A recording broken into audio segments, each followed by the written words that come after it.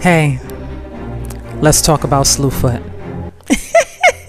Yo, this is my book review of Slewfoot by Brom, also known as my favorite book of this month. Let's talk about it indeed. Let me get the book. Where's it at? I love this book so much. There's so many things I love. I'm going to talk about it to the best of my ability without spoiling the book for you. All right? Okay, let me get comfortable. Okay, so Slewfoot takes place in rural Connecticut in 1666. This takes place in a Puritan, rigid religious society. Basically, women are to be seen and not heard. Women are just decoration and meant to look pretty, and that is all. Oh, and to obey, of course. So, at quick glance, when I think about this book, I think The Crucible meets Carrie. Think about it. The Crucible meets Stephen King's Carrie. Okay. I found similarities to the main characters, although Abatha is that girl. Abatha is that girl. She's an outsider and she don't give a damn. Okay, Erica. Correction. Abatha is very strong-willed. She's a very strong woman. She's very young. She's a young widow. And despite what is going on in this patriarchal, puritanical hell, she's determined to make it no matter what, despite the odds. Okay. I will say I love a good underdog story. And a lot like Carrie, Abatha is an underdog. Okay. So real quick comparison. Do you remember, if you saw the movie Carrie or if you read the book, everybody and their mother saw Carrie, so I don't really feel like this is a spoiler. But do you remember Carrie had no friends? Carrie was an underdog to the 10th power. Like, all Carrie wanted to do was go to the prom, dance with Tommy, and have a good time, okay? But fools gotta act up. Now the prom is on fire, okay? Much like Abatha, all she wanted to do was save her farm, grow her corn, make honey cakes, and survive and mind her business. But fools gotta act up, and there is a fuck around and find out portion of the book, if you will. All right, cool. So back to the script. Abatha's minding her business. And what you got is your boy. Okay, my bad. Let me back up. Abatha is our protagonist, our main character who's just trying to survive this thing. Then you got the ops. What do you call that? The antagonist. The antagonist is her brother-in-law, Wallace Williams. Wallace Williams is the ops, if there ever was one. Wallace Williams is the bad guy, and he does a lot of bad guy things. All right.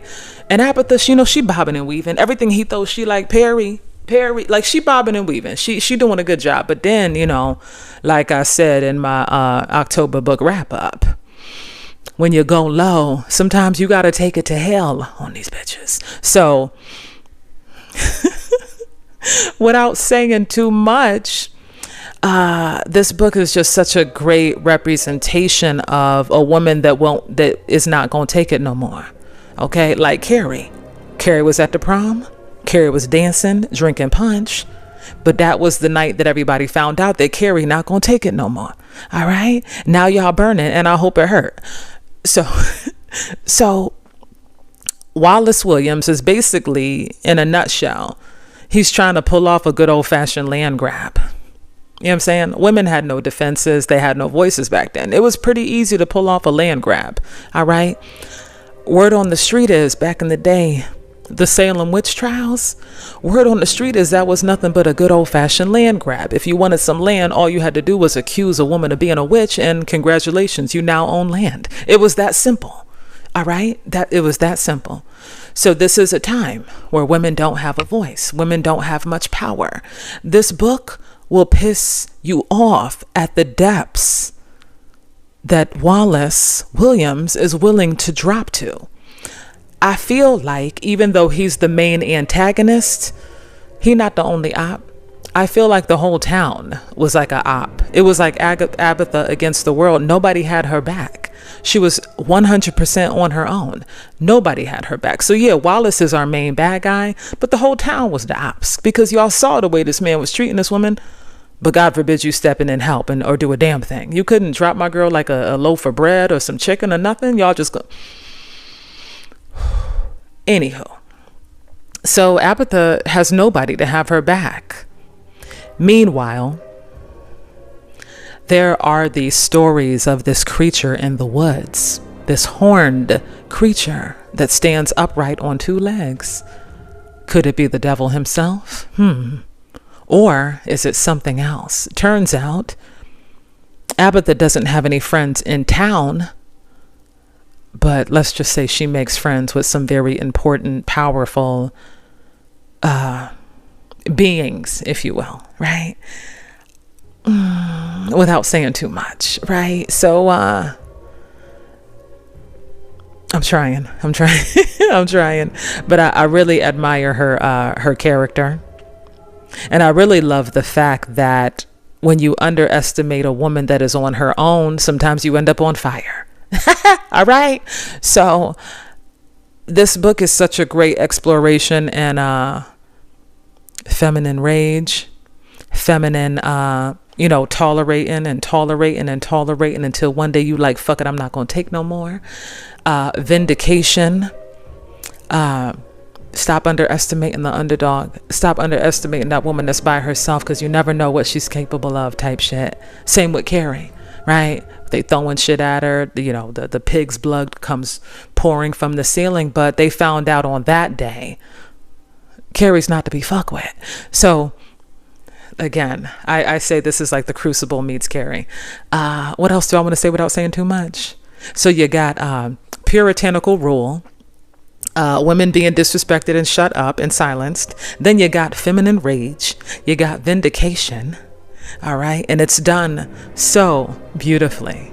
So beautifully done. This is my favorite book of the month. This might even be my favorite book of the year. I personally am a big fan of main female characters that are strong and powerful. They are my role models. Okay. I love this. And I'm going to tell you, like, there's parts of this book is so enjoyable because there were parts of the book where the bad guy, if you will, the things that he was doing, child, I wanted to go back in time and help her hide the body. Like, that's how much he was pissing me off. Like, it's a good read. So if you're looking for some feminine rage, if you're looking for a book that reminds you of Carrie getting her get back, this is the one. 5 stars. I absolutely recommend it. The illustrations in the book are beautiful as well. I enjoy his writing. I love a good folk horror, right? Like, this is considered, I guess this is considered horror, but to me, I found it fascinating. This was like folk horror with a twist. Folk horror with a twist. Because, yeah, you know what? Hold up. Me and my high tolerance, forgive me. There is some horror in the book. I enjoyed it so much. The blood didn't really bother me.